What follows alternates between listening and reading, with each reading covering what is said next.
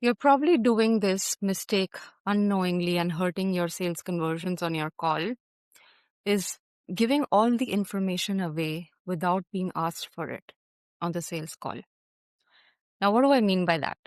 When you get on a sales call, you obviously present them your offer, you introduce your experience, how you can help them. You do all of that and you ask them reflective questions, which I say again and again. Your sales call should be 70% about you asking them deep, thought provoking questions, basically. And while you are doing that, don't divulge everything about your offer. Don't divulge all your framework, your process. Look at my client studies. I have done this. They've got these results. Your prospect will get overwhelmed.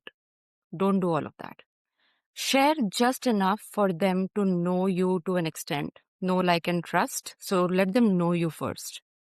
Then ask reflective questions so that they start liking you. You know, when you ask deep reflective questions on a sales call, they think that you're understanding them, which is true. The reason you're able to ask them deep reflective questions is because you understand them well, or you're starting to understand them well.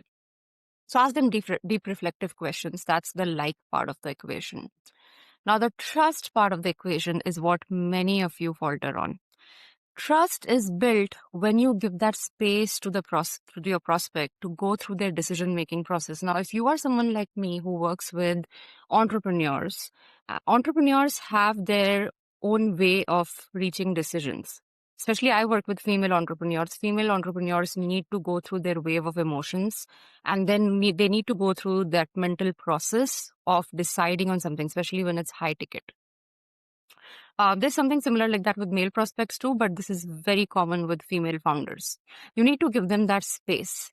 And then you ask them, would you like to know how this offer can look like for your business specifically, or for your project specifically, or in this specific launch? Something relevant to them, like you have your offer, which is something that you talk about with all of your prospects, but now you're showing that how you can personalize it for them and let them ask questions now. So initially it should be you asking questions and make them curious enough by doing that, so that then they start asking you thoughtful questions. Then they start asking you, so how's this going to help me with XYZ? So I had this problem last time when I was generating leads and I had this issue come up, or when I was losing weight, I got stuck at a certain weight. If you're a health coach, I'm just giving examples. Then what's happening over here is now they are curious.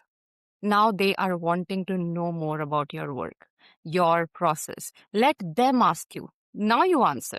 This is literally the phase where I enjoy the most, because I know that this is going to be my client. If a prospect is asking me deep, reflective, thoughtful questions about my process, which I haven't shared, I don't share much on my sales calls. I know that this is someone who wants to work with me. They're just going through their decision-making process in their mind. And I let them ask all of the questions, and I encourage that. Ask me any and all of the questions. I have all the time in the world. Our 30 minutes call is going to get over, but this is my WhatsApp number, or this is my Telegram handle. Drop me a voice note, drop me a message. I'm very happy to continue answering your questions. Ask me everything. And they love that. And then they ask me, so how are we going to do this in week 3? What if such and such thing happens in my launch?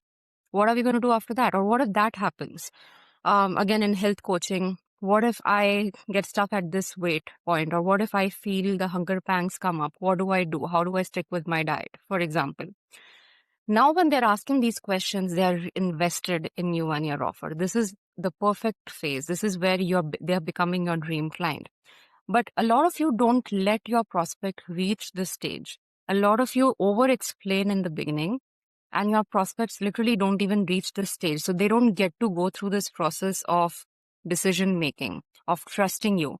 They probably go through the stage of knowing you and liking you, but they don't go through the stage of trusting you, because you don't allow them that space to become curious about your offer and you. So try this in your sales calls. And if you want to learn about my process, just DM me Dream Clients, and I'm going to send you some resources to improve your sales calls.